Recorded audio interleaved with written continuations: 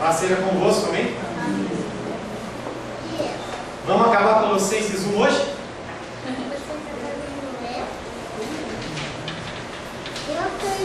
Glória a Deus pela sua vida. É um prazer novamente estarmos juntos, podendo louvar, adorar e bendizer o nome do Senhor. Glorifico a Deus pela vida de cada um. Quero convidar você a vir à escola dominical. Tem sido um tempo bem proveitoso. Hoje nós podemos discutir alguns assuntos bem importantes.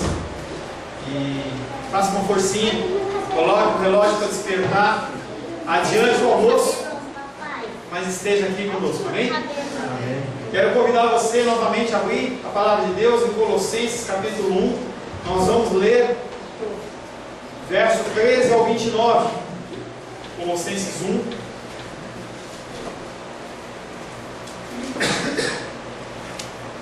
A menos que você tenha decorado, eu quero convidar você a abrir e ler comigo.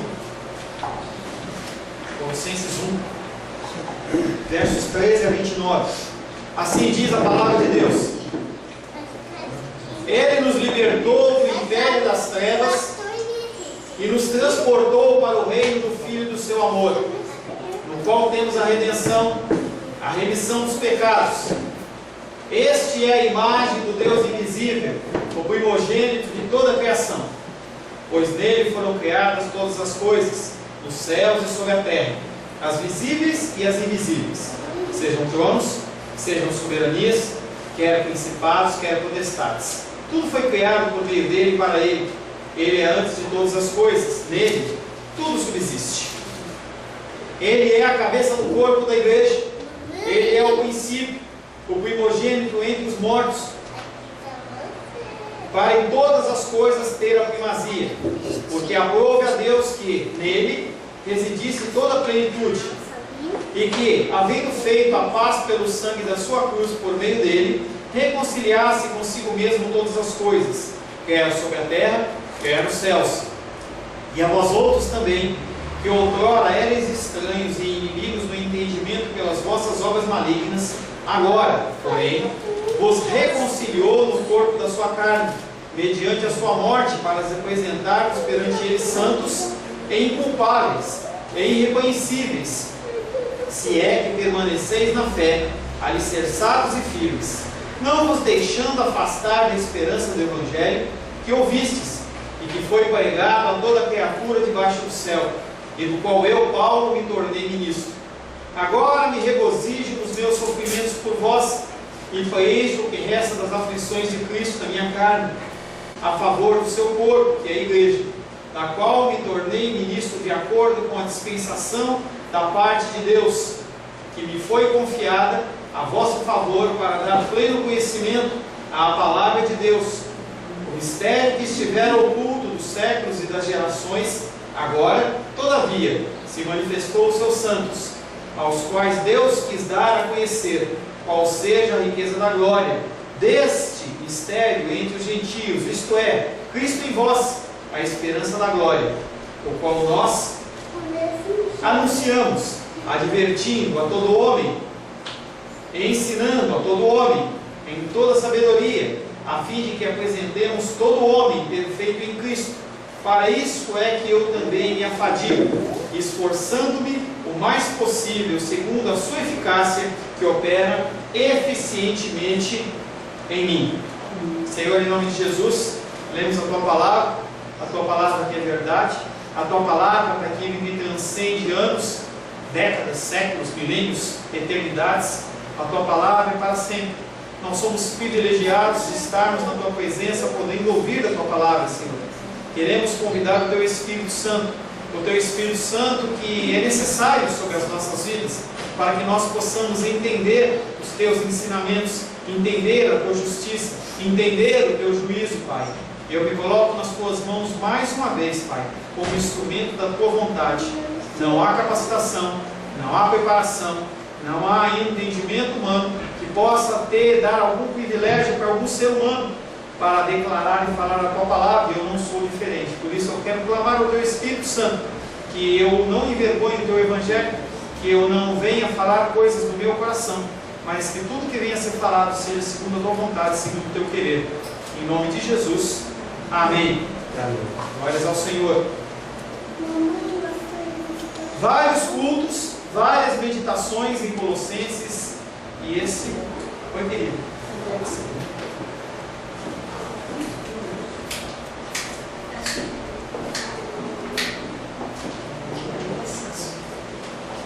Várias meditações em Colossenses, e hoje nós vamos ter o prazer, o privilégio de estar finalizando Colossenses capítulo 1. O título da palavra de hoje é Ensinando a Cristo. É o nosso lema, é o nosso objetivo na nossa igreja, ensinar a Cristo. Não na minha força, não na força da Rosângela, do irmão Cláudio, do Sebastião, de quem quer que seja, mas ensinar na força do poder do Senhor. Esse primeiro capítulo de Colossenses é um capítulo muito rico em que nós podemos aprender muitas coisas. E hoje não vai ser diferente. Vamos começar por Colossenses capítulo 1. Aí, falhou?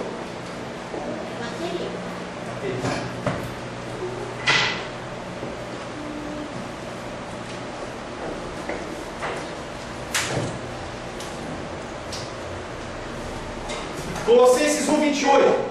É esse Cristo que nós anunciamos, advertindo a cada um dos homens e os ensinando em toda a sabedoria, a fim de apresentá-los todos perfeitos em Cristo. Começa falando, versículo 28, é esse o Cristo. Por que ele começa falando é esse o Cristo? Tem outro Cristo? Tem outro Cristo? Sim ou não? Tem muitos Cristos. As pessoas entendem que Cristo é um sobrenome. Jesus Cristo não quer dizer que o nome e sobrenome dele era Cristo. Eu já falei algumas vezes isso. Cristo quer dizer o enviado. Por isso que se fala que é Jesus o Cristo. Então, para os budistas, Buda é o Cristo deles. Para os muçulmanos, Alá é o Cristo deles. Então, o que o apóstolo Paulo está falando agora é que é esse Cristo, porque tem muitos Cristos sendo apresentados por aí. Pastor, mas não na igreja evangélica, né? Na igreja evangélica é só um. Não, pelo contrário, na igreja evangélica a gente vê mais Cristos diferentes. Porque os Cristos das religiões que não são cristãs, eles são facilmente identificados. Você identifica aquele gordinho sentado em posição de lótus, você fala, esse é Buda.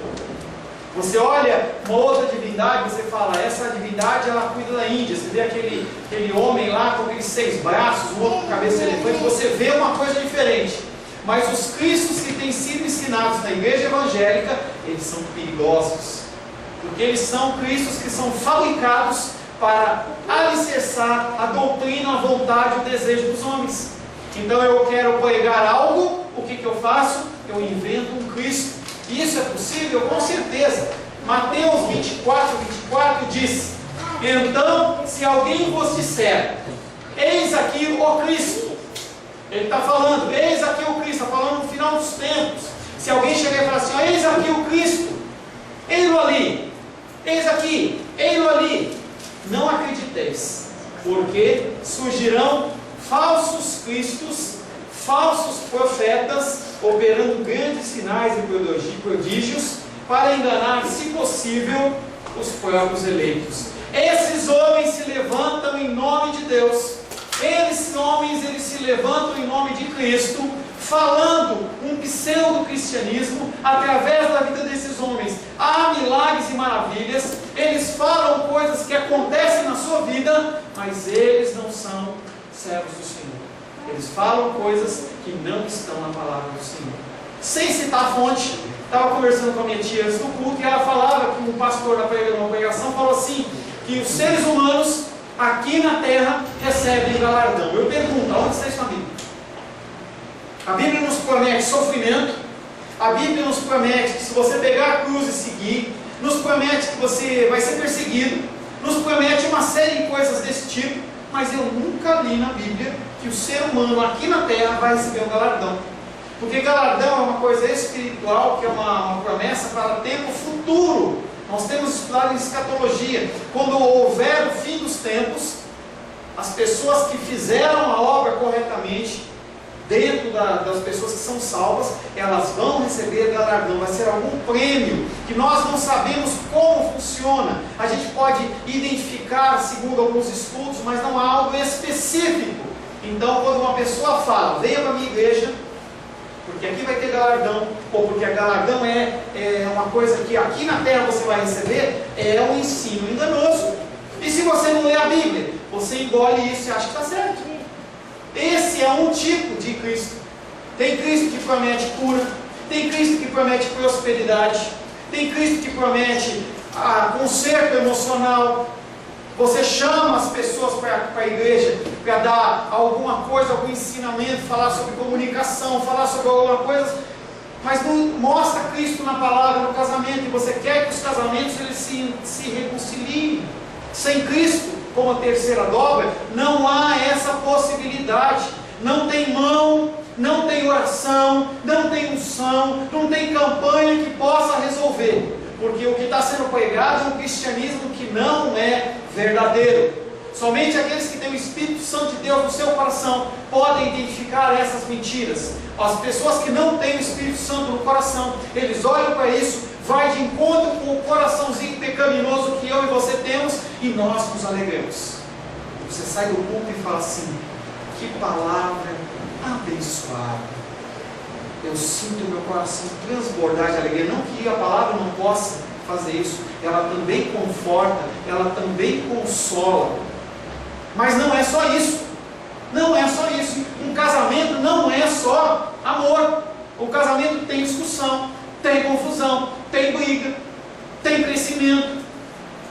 Como o nosso nascimento espiritual, ele também é precedido de uma santificação progressiva, em que você vai crescendo. Se você não tem contato com a palavra de Deus, você ouve coisas que não são bíblicas, e você é inclusive oprimido por elas. Líderes espirituais se levantam e dizem: se você não seguir isso, você vai ser amaldiçoado. Se você tocar em mim, que sou ungido do Senhor, você vai ser amaldiçoado. Não está escrito isso na Bíblia. A pessoa puxa um texto fora do versículo, apresenta para você, você não conhece a história e você engorda. E você engorda. E se alguém vos disser: eis aqui um Cristo, ou eis ali outro Cristo, não acrediteis, porque surgirão falsos cristos e falsos profetas, operando grandes sinais e prodígios, para enganar, se possível, glória a Deus por isso, se possível, os eleitos. Porque aquele que tem o Espírito Santo de Deus no seu coração, ele não é enganado por todo o tempo. Ele pode ser enganado por um breve tempo, mas a pessoa começa a ficar incomodada, e ela toma uma postura, alguma coisa ela faz. Que nós anunciamos, esse é o Cristo que nós anunciamos. Aqui ele aplica a sua própria pregação, tudo que previamente declararam quanto ao segredo maravilhoso de Deus. O segredo maravilhoso de Deus chama-se Jesus Cristo. Não há nada melhor a vir, não há nada mais importante a acontecer, não há nada. Se você está esperando o melhor de Deus, como tem as músicas que diz: o melhor de Deus ainda está por vir, você está esperando o quê? Deus não tem nada melhor para te dar, a não ser Jesus Cristo. Não tem mais nada. O melhor de Deus, tem que receber Deus. O melhor é a minha vitória, é o que eu preciso. Não. O melhor que você já recebeu. É como se você, num grau de comparação esdrúxulo, você recebesse a melhor refeição possível, e aí você fosse pedir uma coisa que é de baixo nível. Não tem como comparar a salvação de Cristo, o que tem para vir na sua vida, na área espiritual, no futuro, a sua vida dentro do cristianismo, com qualquer outra coisa.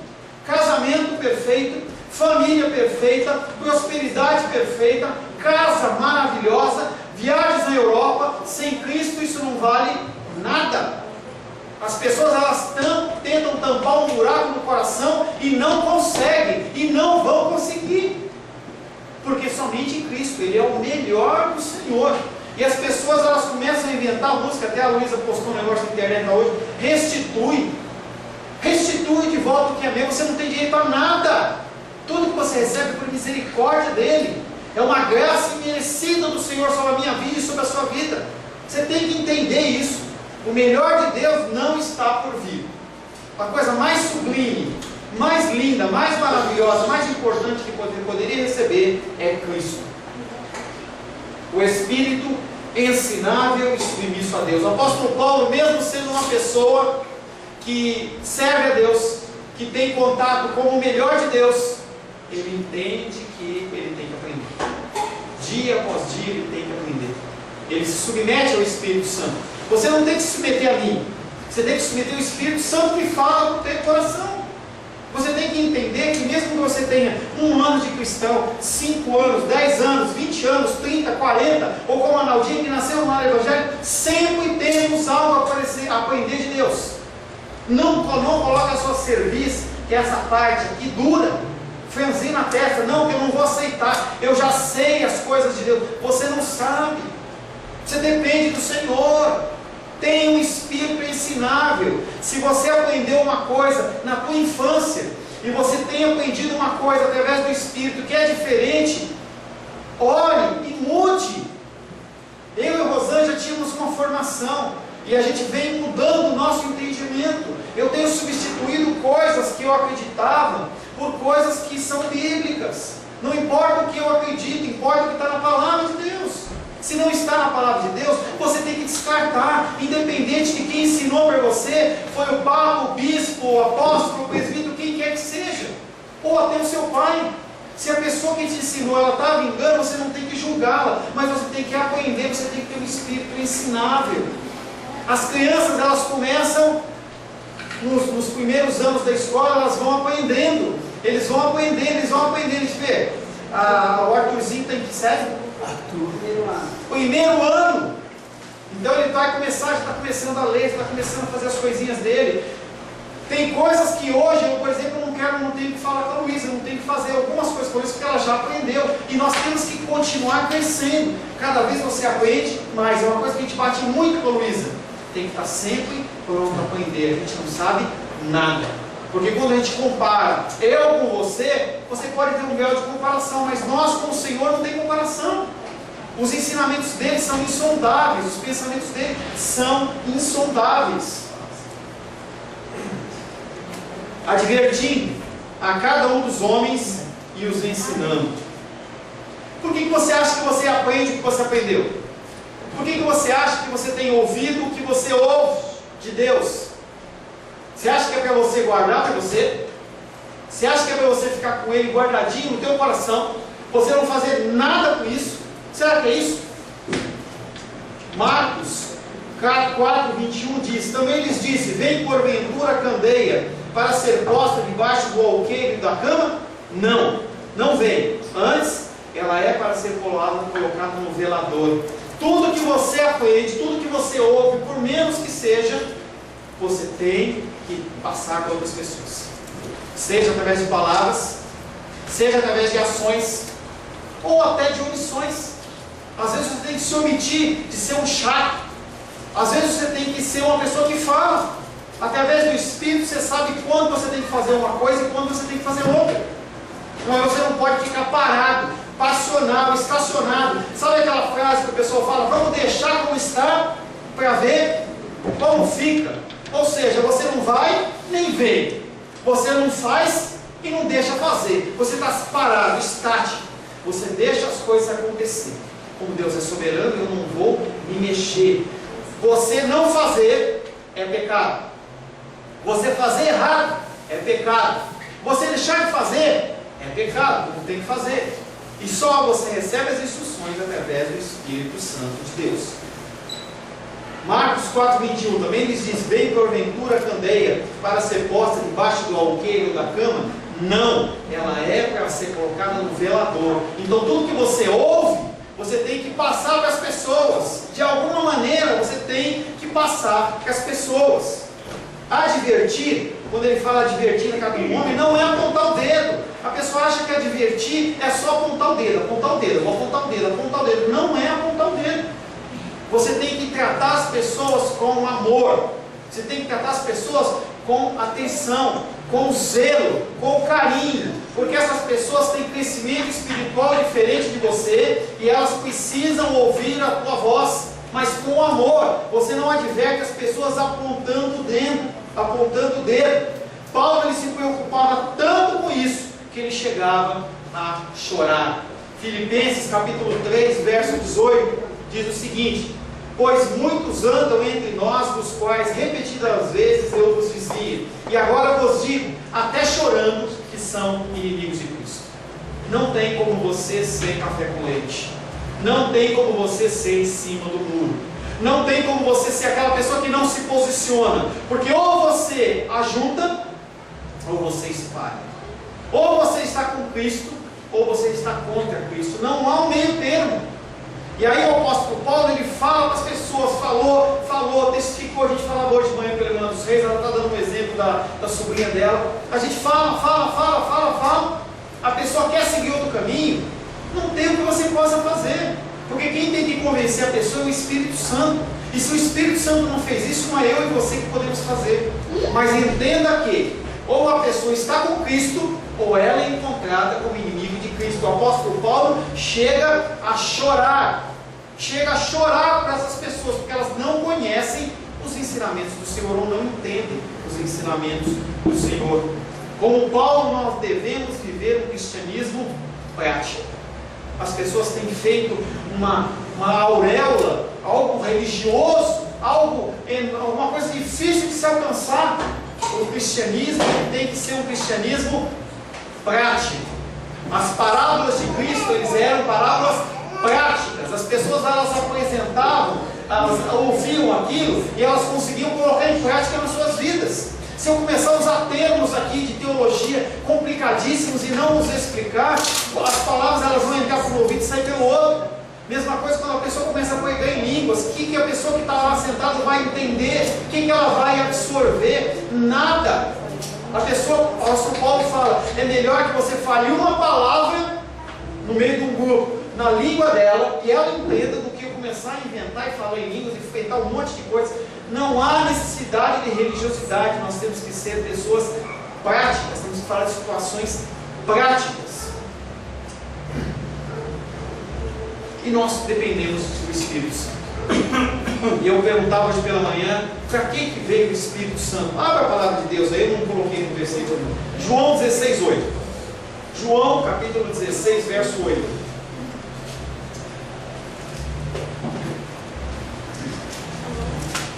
João 16, 8. Quem achar pode ler, por gentileza.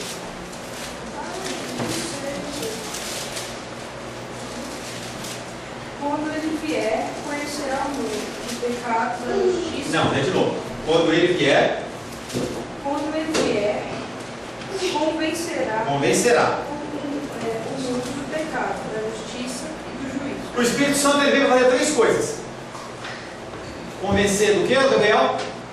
Convencer do Pecado, da justiça e juízo. Três coisas. E as pessoas atribuem coisas ao Espírito Santo que não são atribuições dele. O Espírito Santo não está aqui para fazer você ficar dando risada. O Espírito Santo não está aqui para fazer você pular. Você pode pular na presença do Senhor, não tem problema. Não há problema. Mas o objetivo principal do Espírito Santo é a palavra. A palavra é aquilo que determina para a gente. É trazer justiça, sabendo que se você pecar, vai ser julgado em relação a isso. Não, mas eu sou filho. Ele é papai, mas ele, da mesma maneira que a gente corrige os nossos filhos, ele vai nos corrigir. Justiça, juízo e do pecado. Cuidado com o que você tem esperado no Espírito Santo. Cuidado. Por conseguinte, o apóstolo nunca proclamava um Cristo que era apenas um Salvador. O apóstolo Paulo, ele quando apresentava Cristo, ele apresentava ele como Salvador, sim, que ele é o nosso Salvador. Sem ele não há salvação. Você não pode chegar a Deus de outra forma, a não ser através de Cristo. Mas ele apresentava Cristo como um exemplo também. Através de Cristo nós olhamos e vemos que é possível. Não é possível nós seguirmos. E eu pergunto para você, por que você tem guardado a luz de Cristo dentro de você? Por que você se retrai? Você está com vergonha? Você está com vergonha na escola? Você está com vergonha no trabalho? Entre as pessoas, seus amigos, e falar que você é uma pessoa cristã? Eu já tive vergonha de ser cristão. Hoje não mais, glórias ao Senhor. Por que você tem guardado a luz de Cristo em você? Por que você tem colocado essa luz que está em você, que debaixo da cama? Por que você não coloca em cima do quarto para que todo mundo seja iluminado? A gente falava hoje de manhã sobre a prostituta Raabe. Só através dela foi salvo o pai, a mãe, os irmãos, toda a parentela dela que coube na casa, porque uma pessoa se posicionou. Se posicione onde você vive, onde você está, porque você tem que transparecer a luz de Cristo. E aí você está divertindo os homens e os ensinando, mas você ensina no quê? Da minha vontade? No meu curso que eu fiz, em psicologia, em psiquiatria, nos astros. Você pode ensinar as pessoas de várias coisas. A Gildinha foi professora de atividades. Ela tinha uma série de coisas que ela ensinava. Ali era uma sabedoria humana. Eu já dei aula, algumas coisas, fora de teologia, eu ensinava ensinamentos humanos. Mas o apóstolo Paulo está falando de que ensinamento? Ele está falando de ensinamento do quê? 1 Coríntios, capítulo 2, versos 4 e 5. A minha palavra e a minha pregação não consistiram em linguagem persuasiva de sabedoria, mas em demonstração do Espírito e do poder, para que a vossa fé não se apoiasse em sabedoria humana, e sim no poder de Deus. O apóstolo Paulo falava para aqueles homens que não, o que ele ensinou, ele não estava ensinando porque ele sabia muito. E o apóstolo Paulo sabia muito, ele sabia várias línguas. Ele era uma pessoa entendida. Você já conversou com uma pessoa muito inteligente? Dá gosto você conversar, porque se você vai conversar com ela de economia, ela sabe falar. Política, ela fala. Ela não fica conversando besteirinha. Você ouve ela e ela está falando coisa que te acrescenta. É interessante. E o apóstolo Paulo fala assim: eu não estou ensinando da minha sabedoria, porque eu não quero que vocês alicercem a fé de vocês na minha sabedoria. E as pessoas as pessoas têm vendido exatamente o contrário. Se eu hoje estou ensinando na minha sabedoria e eu erro, você pode ter certeza que em algum momento da nossa caminhada eu vou magoar você.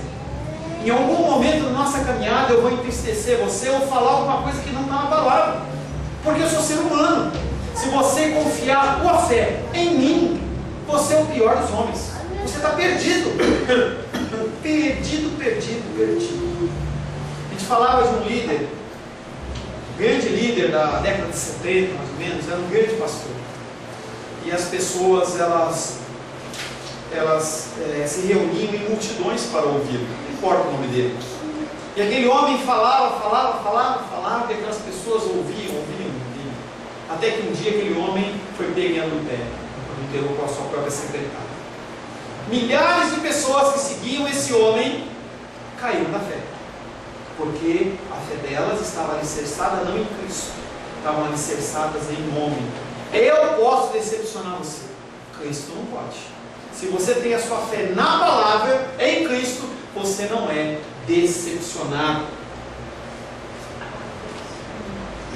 Eu copiei um texto, não é bíblico, é um pastor que ele escreve algumas coisas bem interessantes, e ele tem um site em que o título do site dele é Túnel do Tempo. Ele cria situações com pessoas, personagens bíblicos e não bíblicos, e em que ele reúne essas pessoas dentro da máquina do tempo, dentro da historinha dele. E a historinha que eu vou ler para vocês é uma historinha nessa máquina do tempo, em que ele reúne Agostinho, que era um bispo da igreja primitiva. Não acho que ele era um padre, não é isso não. Ele era uma pessoa que trouxe muitos ensinamentos. Agostinho de Hipona, junto com Calvino, que junto com Lutero, ele foi os pais da reforma protestante, e o cantor Thales Roberto. Thales todo mundo conhece, né? E aí, o texto diz o seguinte: eis que a máquina do tempo voltou a funcionar, proporcionando assim um encontro entre Agostinho, o bispo de Hipona era uma cidade, João Calvino e Thales Roberto, o cantor gospel brasileiro. Eu não quero que você ouça isso como apenas uma história, eu quero que você analise os problemas bíblicos que tem aqui, tá? Caro Agostinho, ao se encontrarem, Calvino tomou a iniciativa de dizer ao bispo Agostinho: caro Agostinho, é um prazer conhecê-lo pessoalmente. Eu mesmo já li algumas das suas obras, as quais muito me influenciaram teologicamente. Nesse instante, o cantor brasileiro Thales Roberto interrompeu Calvino e disse: sem querer me interromper na conversa de vocês, eu gostaria de dizer que eu também escrevo. Eu não escrevo livros, mas eu escrevo músicas. Posso mostrar uma para vocês? Calvino e Agostinho ficaram empolgados, olharam para ele e falaram assim: com certeza, fique à vontade. Tales Roberto pegou o seu violão e começou a cantar. Filho meu, está fugindo de mim? Já tentei, Deus falando para ele, já tentei, procurei, e outra vez você me rejeitou. Você sabia que porta na cara dói? Deus falando com ele. É a música do Tales, essa música não existe, tá? Próxima estrofe: filho meu, está correndo de mim? Ontem, Deus falando, ontem eu me lembrei de uma antiga oração que você fez no monte. Lembra, meu filho? Eu chorei. Outra estrofe: eu acho que paguei um preço alto demais. Eu tenho tantas coisas para viver com você, promessas e promessas arquivadas apenas te esperando, filho. Faz o seguinte, levanta tua mão agora e me aceita como seu Salvador. Depois me abraça e a gente vê-se junto a essa parada. Esse é o seu Deus. Você acha que o Deus soberano, ele pode receber uma porta na cara, ele pode ser rejeitado, ele vai chorar porque você não quer adorá-lo? Você acha que quando você falta na igreja, Deus chora? Será que você acha isso mesmo? Eu gosto muito da oração do irmão Cláudio. Você acha que o Deus do olho da prata, ele é, não é, irmão Cláudio? Ele é o Deus do olho da prata? Você acha que ele fica magoadinho com você quando você não entrega o seu dízimo e sua oferta? Você acha que ele está preocupado com isso? Esse Deus que está sendo cantado aqui não é o meu Deus. Não é, esse é o seu Deus. E continua o texto. Mal terminou de cantar Tales, perguntou aos novos amigos o que acharam. Vocês gostaram? É uma pérola gospel, não é mesmo? Agostinho, cabisbaixo, juntamente com Calvino, devidamente constrangido, perguntou ao cantor brasileiro: coisa do Tales, de onde surgiu tamanho absurdo? Não sei o que é pior, as heresias ou as canções em que você, ou essa canção que diminui Deus considerando praticamente um nada. Calvino intrometeu e afirmou: Senhor cantor, a sua música fere a soberania divina. Em que lugar das Escrituras nós vemos Deus comportando-se da forma que você descreveu? Tales, indignado com a crítica, respondeu: pelo jeito, vocês não entendem nada de música. O apóstolo que me ordenou ao ministério pastoral gosta daquilo que eu canto e aprova as minhas canções. Como é que é? Replicou Agostinho. Apóstolo? Isso mesmo, respondeu Tales, o grande apóstolo Estevão Hernandes. Quem? Perguntou o bispo de Cônigo. Como vocês são ignorantes, Tales fala para eles, acho que vocês precisam fazer um curso de teologia com ele. Aliás, ele recebeu uma revelação capaz de forma prática e rápida de fazer todos prosperar financeiramente. Calvino, sem entender nada daquilo que Tales dizia, resolveu ir embora. Agostinho, deprimido com a canção, se despediu de Calvino, desejando-lhe graça. Já Tales considerou os novos amigos desconhecedores da fé e do gospel, tornando assim o rumo a um show gospel, onde naquela noite haveria muita alegria, muita música e muito entretenimento. Você pode torcer sua carinha, franzir sua testa, jogar sua boquinha de lado, mas é isso que está sendo feito nas igrejas de fato. Com outras roupagens, com outras maquiagens, mas é isso que tem sido pregado de fora. E aí hoje de manhã, a irmã dos Reis fez uma pergunta para mim, que depois eu falei assim, eu poderia ter completado com outras coisas. Ela me perguntou assim: como uma pessoa que se autodenomina pastora, sabendo da palavra, ela engana as pessoas, ou ela prega coisas que não estão na palavra. E eu falei algumas coisas para ela, eu quero acrescentar dizendo: como que uma pessoa, de frente a uma tragédia como teve há 10 anos atrás de tsunami, e outras tragédias que teve em Teresópolis há alguns anos atrás, como que uma pessoa que é responsável para fazer distribuição de alimentos para aquelas pessoas que estão morrendo, ela consegue pegar aquelas comidas, desviar e vender por fora? Como que as pessoas conseguem desviar a verba das escolas públicas infantis, em que a criança às vezes tem uma só refeição, ele consegue roubar aquilo e às vezes pega em galpões. Como médicos que fazem juramentos, eles conseguem, como aquele médico plástico lá, ele consegue violentar suas pacientes, roubar embriões, vender embriões. Como? O conceito do ser humano é um conceito mau. O ser humano é um ser humano que tem uma tendência ao mal. Se não for o Espírito Santo, nós somos perdidos. Então existem pessoas como esse cantor, como esse apóstolo, que acreditam em coisas que não estão na Bíblia. E aí há uma mistura. Sabe quando você faz aquela mistura de arroz e feijão? Como é que é aquela comida lá?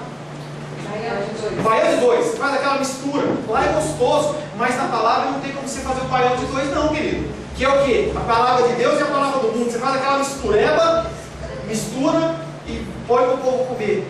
Você fazer isso, você leva as pessoas à morte, porque as pessoas vão ouvir uma coisa que não é bíblica. Qualquer que tentar ensinar outro evangelho seja maldito. Pastor, como é que você está falando que uma pessoa pode ser maldita? Não sou eu que falo, eu posso falar em Gálatas 8, que diz: mas ainda que nós, ou mesmo anjo vindo do céu, vos pregue evangelho que valente que vos tenhamos pregado, seja anátema, seja maldito. Assim como já dissemos, e agora repito: se alguém vos prega evangelho que vá além daqueles que recebesse, seja anátema. Que sabedoria você busca? O que você quer aprender? O que você quer trazer para a sua vida? Nós, como pais e educadores, nós ensinamos os nossos filhos para a glória de Deus ou para a satisfação do nosso coração? Porque quando o teu filho está fazendo um barulhinho lá e você não ensina ele, você só grita com ele ou fala alguma coisa para ele, sem explicar biblicamente como ele está pecando, você está fazendo algo simplesmente para você ter paz. E você está pecando. E se eu, como pastor, tratar vocês dessa maneira, eu também estou pecando. Eu tenho que ensinar vocês. Eu tenho que exortar, advertir, chamar no canto, com amor, e falar assim: olha, o caminho é esse. Mas se você toma um outro caminho, o caminho é você que decidiu, é você e Deus. Eu não tenho que te martirizar, eu não tenho que te bater, eu não tenho que te afligir. As pessoas têm que entender esse tipo de coisa. Colossenses 1, 29. Para isso eu me esforço e luto, sustentado pela poderosa força, operada eficientemente em mim. O apóstolo Paulo, ele se esforçava, porque quando você quer viver o cristianismo verdadeiro, é como se você estivesse nadando contra a correnteza. Eu não sei nadar. Se jogar lá, eu nado cachorrinho, ou eu vou torcer para alguém me salvar, tá? Mas se uma pessoa está nadando, uma pessoa que é um bom nadador, já nadou contra a correnteza ou no mar, sabe como é difícil você lutar contra isso. Mas é dessa maneira que nós somos, que nós vivemos. Você vive lutando contra a correnteza, porque os conceitos que são apresentados tanto no mundo como nas igrejas pseudo-cristãs evangélicas, quando você confronta, a pessoa olha para você e coloca de lado. É como se você fosse um leproso. E eu falava sobre leproso pela manhã. O leproso na época do Antigo Testamento, ele não era uma pessoa só que tinha hanseníase, qualquer problema de pele, manchas, alguma coisa. E quando era confirmado que aquilo era uma coisa contagiosa, a pessoa tinha que colocar um sino no pescoço daqueles de vaca e andava, porque as pessoas tinham que ouvir de longe aquela pessoa chegando. E aí ele gritava assim: imundo! Chegando, imundo, imundo, imundo. Quando você é um cristão que se posiciona, as pessoas elas querem colocar um sino no teu pescoço e querem te tratar como imundo. É que nem o Tales olha nessa historinha que não é verdadeira, uma história fictícia, em que ele olha para dois grandes teólogos e fala assim: não, vocês não conhecem nada, porque o que interessa é o que é a alegria, é a felicidade. O que interessa é você ser feliz, é você ser vitorioso. Todas essas coisas que são muito agradáveis ao meu coração e ao seu coração. Mas se Deus assim permitir, não vai ouvir da minha boca. Outro exemplo que nós temos, Daniel. Mas pastor, Daniel ele foi perseguido porque ele estava evoluindo muito no trabalho dele. E as pessoas olhavam para Daniel e queriam o cargo dele. Engano seu, querido. Ele estava sendo perseguido espiritualmente. 1 Coríntios 10:31 diz: portanto, quer comais, quer bebais ou façais qualquer outra coisa, fazei tudo para a glória de Deus. Você tem que entender que todo ato seu é um ato espiritual. Você é um ser espiritual, você não é carnal. Você nasceu em Cristo. O Espírito vive em você. Você não é mais carnal. Aleluia. Cada ato que você comete tem que ser um ato para a glória de Deus. Quando chega no fim do ano, aquele monte de comida e você se empanturra até passar mal, você está dando um mau exemplo. Isso chama-se gula. É pecado. É pecado. Então tudo que você faz tem que fazer para a glória de Deus. Trabalhar, cozinhar, ler, ver televisão, jogar videogame, entendeu? Tudo tem que ser para a glória de Deus. E aí quando você entende que tudo tem que ser feito para a glória de Deus, não tem pecado você jogar videogame, tá? Bom, só não pode exagerar. Rosângela fica no meu pé, ela não deixa eu exagerar. Eu gosto de jogar. Mateus 28, 18 e 19 diz: ide, portanto, e fazer discípulos de todas as nações, batizando-os em nome do Pai, do Filho e do Espírito Santo, ensinando-os a guardar todas as coisas que vos tenho ordenado. Eis que estou convosco todos os dias, até a consumação do século. Quando você entende que tudo que você faz tem que ser para a glória de Deus, tudo que você vai andando, você vai fazendo, é para a glória de Deus. Eu lembro uma vez um exemplo que o pastor Giovanni deu, de uma irmã que ele encontrou no mercado. Ele falou assim que encontrou no mercado uma irmã da ICP, e ela brigava no caixa do Supermaia, conhecido irmãos.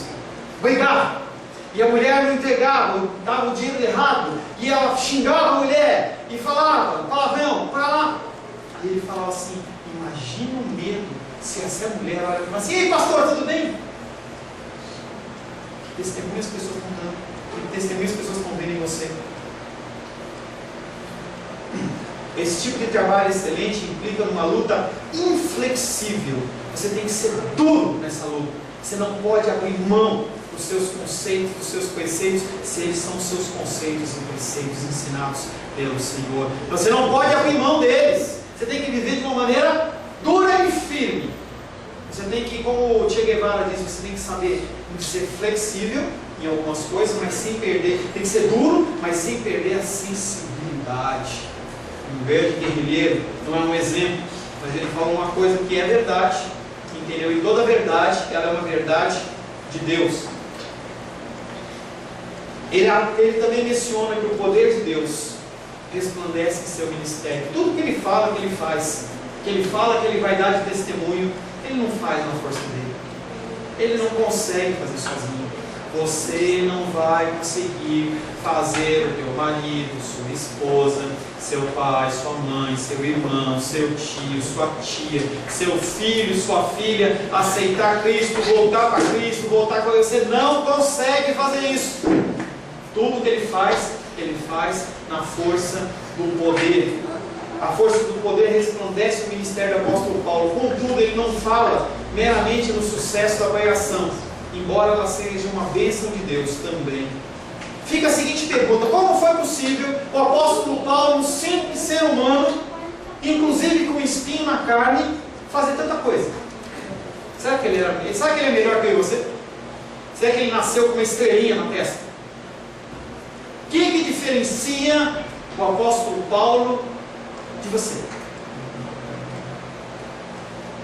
Apenas que o apóstolo Paulo, ele ouviu o chamado e ele colocou as suas forças no seu chamado. Se você tem feito isso, você pode não alcançar tantas vidas, mas você vai cumprir o propósito de Deus na sua vida.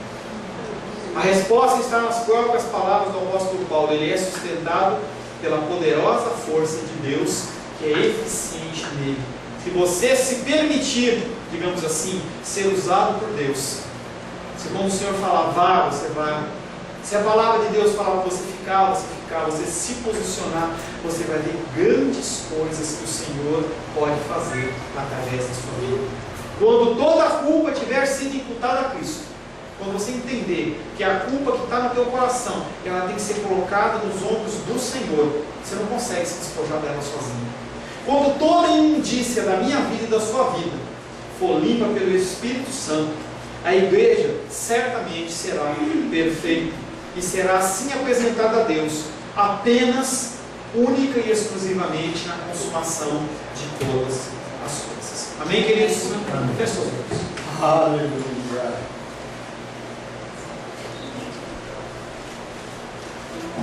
Senhor, Te agradecemos porque podemos findar o capítulo 1 de Colossenses.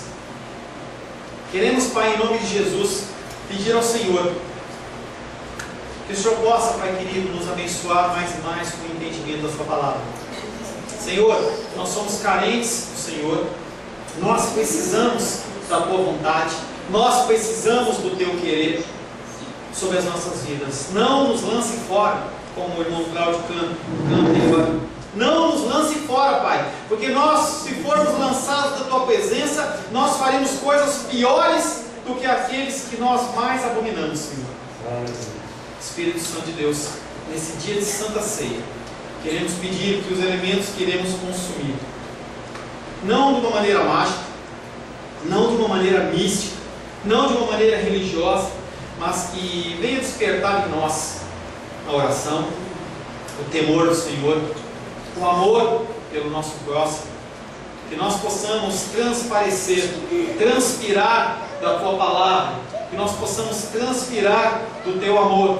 Faz em nós, Pai querido, um vaso novo, um vaso de bênção, para a glória, honra e louvor do Teu santo nome. Em nome de Jesus, amém.